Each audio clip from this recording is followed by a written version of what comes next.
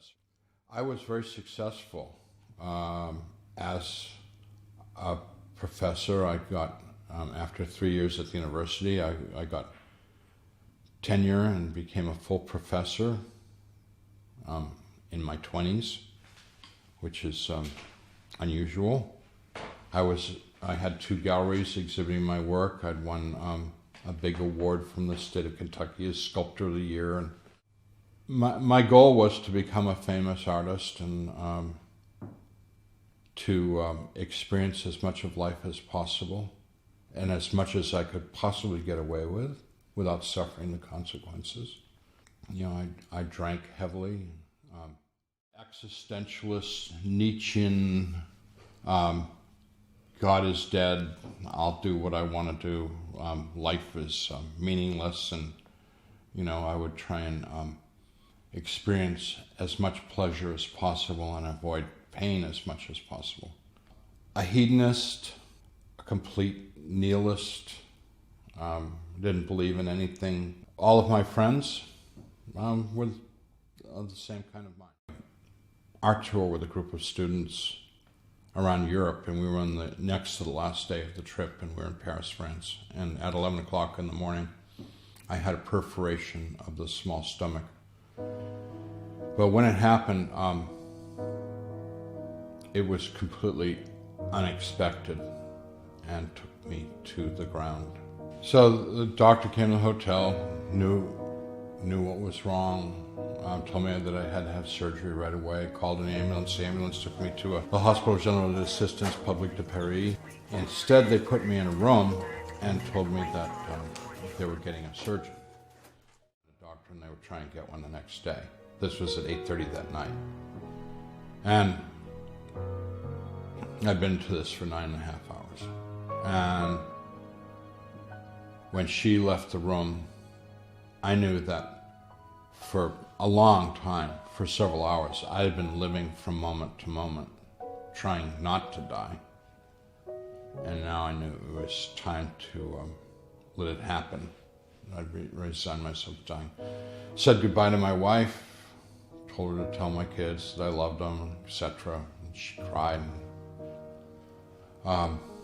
She sat down, and I closed my eyes and went unconscious, which is what I wanted, with absolute certainty that would be my last sensation, my last thought. Realized that I was standing up. That was my first conscious thought, was I'm standing up, and I opened my eyes, and there I was standing up in the room that I had been right next to the bed that I had been lying in, and my second thought, other than being conscious and having my eyes open, was that the pain wasn't there anymore. I was pain-free, and I was happy.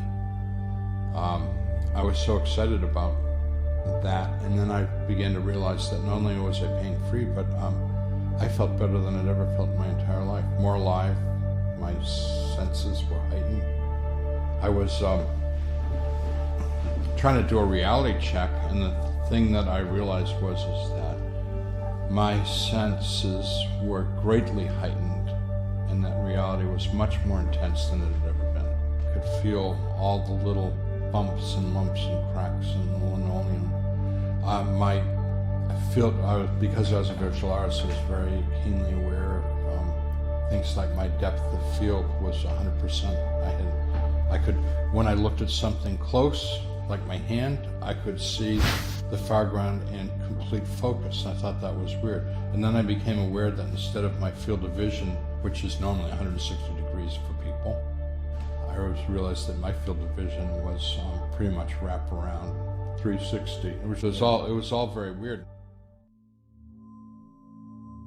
I saw the bed that I'd been in, and there was a body in it. And when I went and looked at the body in the bed, it looked like me, but I refused to believe that that was me, because I was not only alive, I was more alive than I'd ever been, and there was this cadaver in the bed that looked like me, but that couldn't be me. So I just refused to believe that that was me. I actually trying to explain to myself how that was not me, I came to the conclusion that they had made a mannequin of me.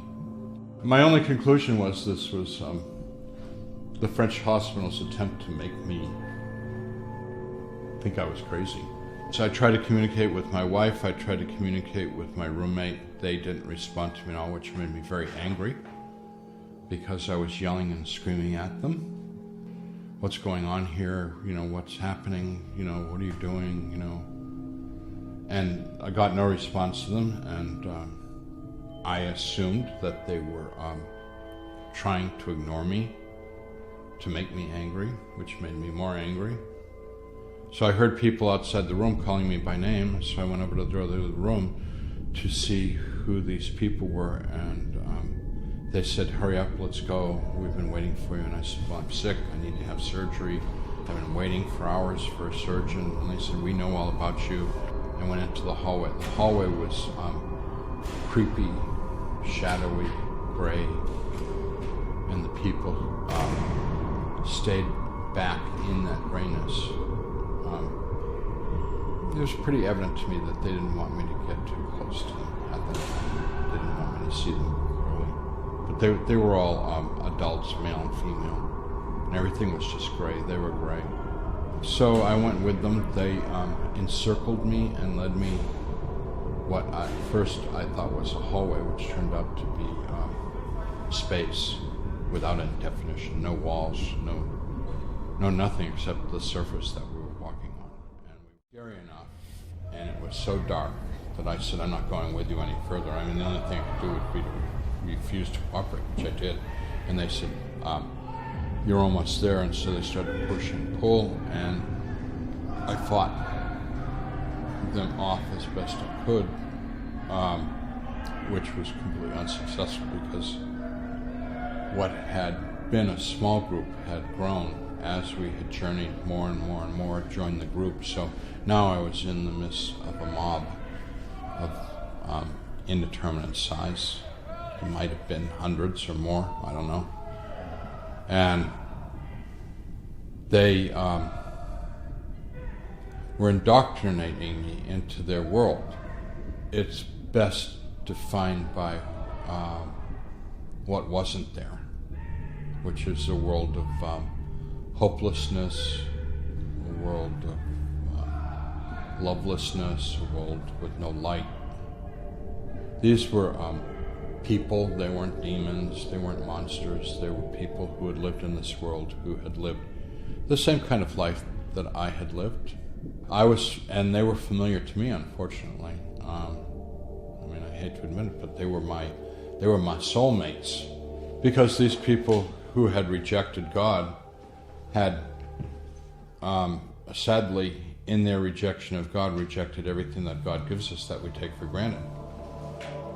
And God gives us love, God gives us joy, God gives us light, God gives us hope, God gives us the creation, the world, and in their world, all those things are absent. All they have is their existence themselves, which is what they had lived for in this world, for their own self-gratification, and the company of people they were ended up being basically people seeking to dominate and torment one another.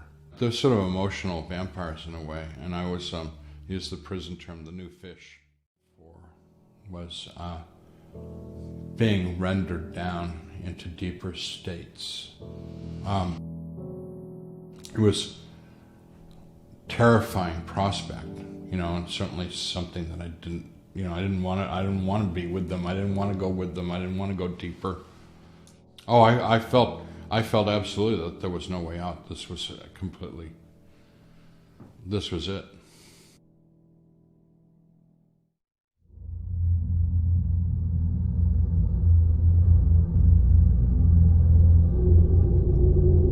Eventually, I was no longer entertaining them, and because I couldn't respond anymore, so I was just lying there, completely ripped up, destroyed physically, and more importantly to me, destroyed emotionally, psychologically. lying there on the ground, people kicking me and getting no response from me at all anymore. I was too spent to moan or groan or complain or anything. I heard a voice that sounded strangely like my own voice, and I don't know where it came from, but it didn't come from me. But it said, "Pray to God," and I thought, I don't pray. I don't believe in God. The voice said, "Pray to God," and I thought, I don't know how to pray.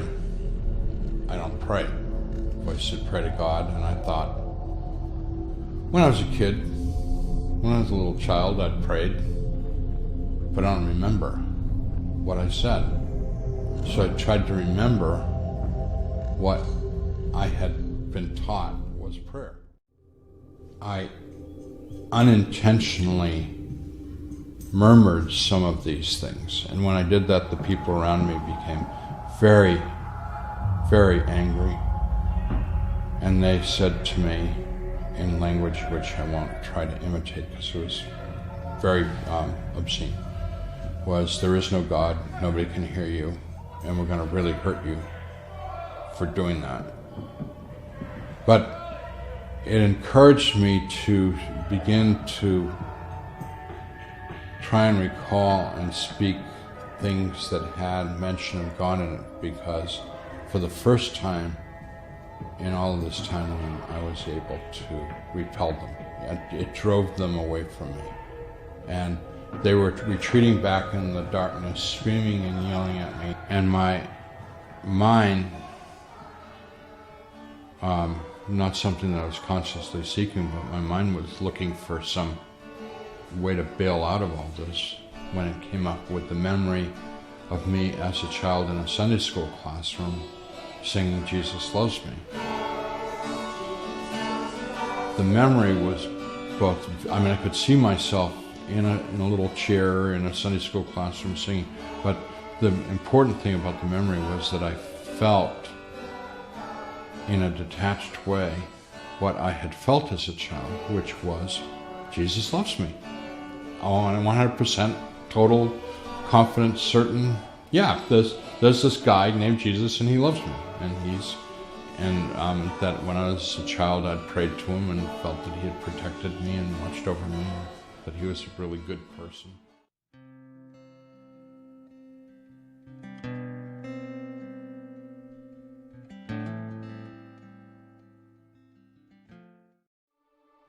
I called out into the darkness, "Jesus, please save me." And when I did that, a tiny light appeared in the darkness and got very, very bright, very intense, very quickly. Out of the light came hands and arms and reached down and touched me, and when he touched me, in this light I could see that I was just gore. And when he touched me, all the gore just kind of began to disappear very rapidly, and I became whole. And the hands went behind me and picked me up to him, and he embraced me. When he touched me, in addition to the physical healing, instead of what I was feeling at that time, I was filled with his love, and it was a much more intense experience of being loved than anything I'd ever known in my entire life. And I don't think that there are any words in this world to begin to convey how powerful that love is. And it's love with acceptance too. I didn't feel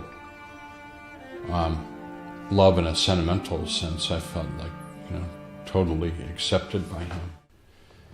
He had his arms around me, and I had my arms around him, and I wept for joy, holding on to him, and he started to carry me up out of that world of darkness and despair.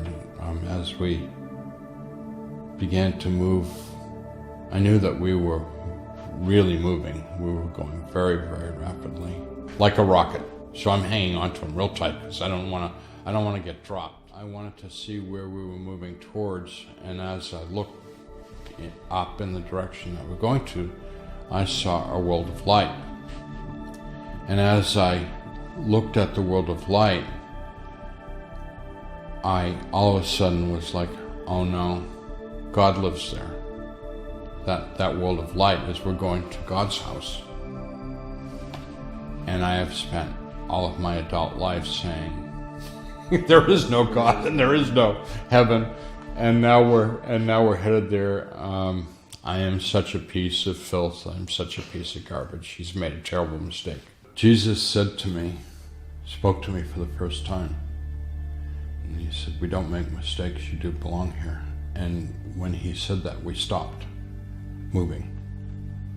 So there we are, me holding on to him holding on to me.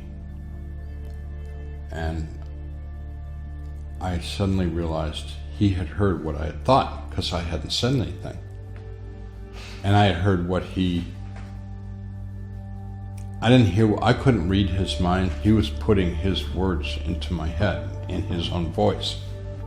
So I thought, do you know what I'm thinking? And he said, I not only know what you're thinking, I know everything you've ever thought. And I thought, I'm really uncomfortable with you knowing everything I've ever thought. Because I was thinking of like all the times, like as a teenager, sneaking off to the bathroom to relieve myself. Things like that. Like all the times I'd thought about people I'd like to break their neck. All of a sudden had a very vivid image of a naked woman. And he started laughing. And because he could see what I was thinking, and he just thought that was so funny. And I said, this is not good. I'm thinking, if you know everything I'm thinking, I can't hide anything from you. And he said, well, I know it all. I know everything. And so, if you know everything, I knew that he liked me. I knew that he really liked me a lot, and he really loved me, and I thought, well, if he knows it all and he's so fond of me, I guess it's okay. Sort of like, I guess he's my best friend, kind of thing. So we were conversing by me thinking and him speaking to me, and he said that he had people he wanted me to meet, and so he called out, and some other beings of light came and were hanging in space around us. And what he told me was that they had recorded my life and they wanted to show me my life. And I thought, oh, this sounds like a lot of fun. So we started to watch my life, and it was being displayed in chronological order, and it was very interesting what they chose to show and what they chose not to show. And as time went on, it wasn't so much fun, because as we went from my childhood into my more teenage years, I started to see a lot of problems develop, which I was participating in, like my relationship with my father was deteriorating from bad to worse, and I was becoming more and more alienated from everybody and everything, sort of withdrawing into my own little bubble as a form of self-defense from emotional harm, and becoming more and more manipulative in terms of wanting to get what I wanted. And I made Jesus and the angels very sad. And there's a common saying in Christianity, love the sinner but hate the sin. That's precisely what I was experiencing. I always felt that they loved me and cared a great deal about me, but they didn't like what I was doing in my life, because the bottom line was, it was harmful to me. Everything that I saw as me being the victim of, everything that I could rationalize and excuse myself for doing, was of my own doing and was basically self-destructive. Like one of the examples of how he wanted to show me how I should have lived or could have lived was, I was a teenager. My father went into I had an older sister, 2 years older than I, and he went into a room and beat her very severely. And I lay in my bed, this was late at night, and listened to it and did nothing, which I was so ashamed of.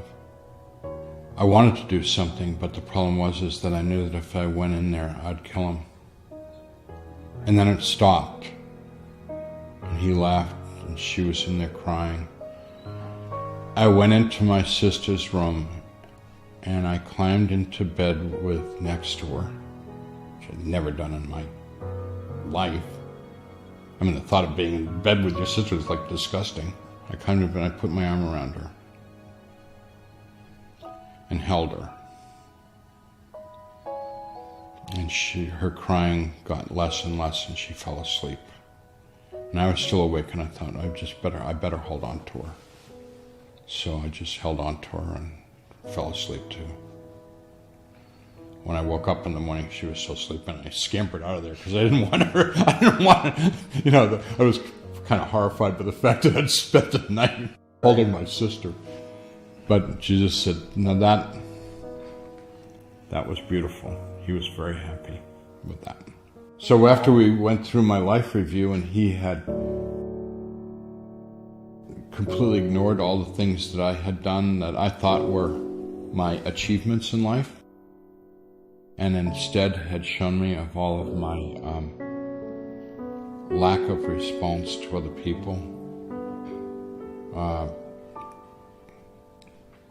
was very unhappy with my life review, and he asked me if I had any questions, and I said, I've got a million questions, and he said, go ahead and ask. When I asked him why, he said, why are we here? And I asked him that very question, why did God make me?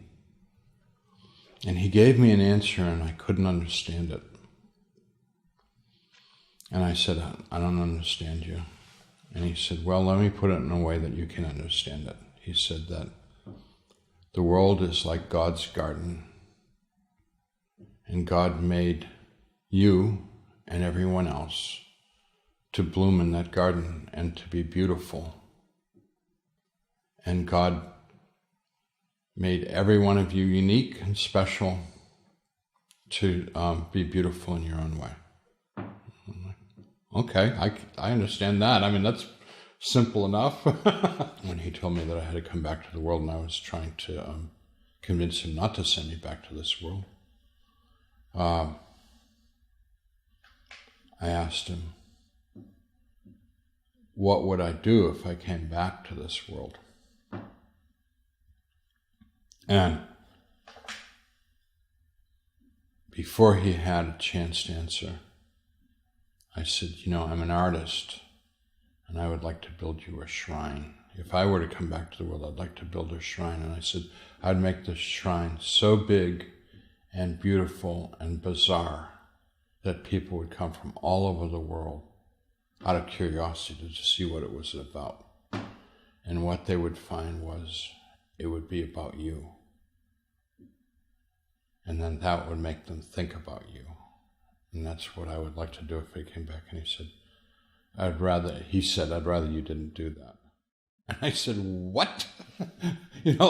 I said, people have been building shrines to you, forever. There's lots of shrines. Why can't I build a shrine? I'd like to build a shrine. He said, you spent so much of your life hiding out in the studio, avoiding people. He said, I would prefer it if you didn't avoid people by building this big shrine. And he said, the other thing is, he said, I don't really care about shrines. He said, people like to build shrines. And he said, I understand that it makes them feel good. But he said, it does absolutely nothing for me or for God. We don't have any use for them whatsoever. He said, if that's what amuses you, I guess that's what you got to do. But he said, don't do it for me. Don't deceive yourself in thinking that it's something that I want or need, because I don't. I'm like, okay, well, you shot down my idea. What's your idea of what would I do? And he said, love the person that you're with. And I said, okay, great, I'll do that. No problem. What do you want me to do? And he said, that I just told you what I wanted you to do. Love the person you're with. I said, yeah, but after I do that, then what do you really want me to do? And he said, no, that is what I want you to do, is love the person I'm with. And I said, well, that's, that's simple enough. That's easy. I'll do that. And he said, oh, really? Well, that's what I want you to do. And he said, that's enough. And I said, how is it enough? And he said, if you do that, he said, you'll change the world. And I said, oh, you want me to change the world? And he said, exactly. That's what I put you in the world in the first place, to change the world. And I said, well, there's been a lot of people that have tried to change the world, and they usually turn out really badly. And I said, I can think of examples like Adolf Hitler and Joseph Stalin and Mao Zedong. All of them wanted to change the world, and they made it worse. If I go back and try and change the world,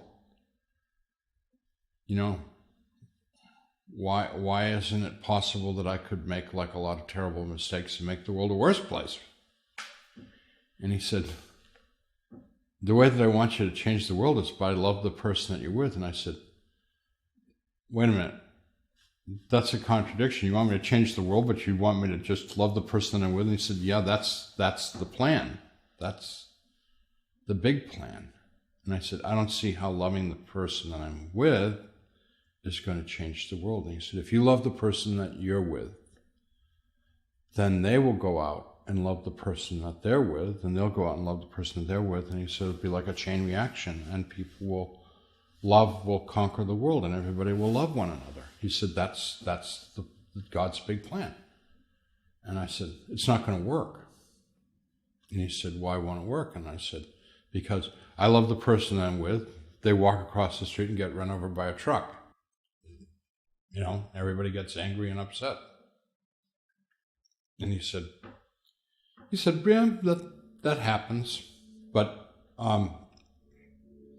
it's really God's plan, and nothing's going to stop it. It's going to happen. And I said, well, even if you had like 1 million people, I don't think it's going to happen. And he said, there's more than 1 million people in the plan. He said, there's a lot of people in the plan. And I said, well, from what I know of the world, you don't have enough. And he said, well, actually, we have all the angels are in the plan. And he said, there's a lot of them. There's more angels than there are people in the world.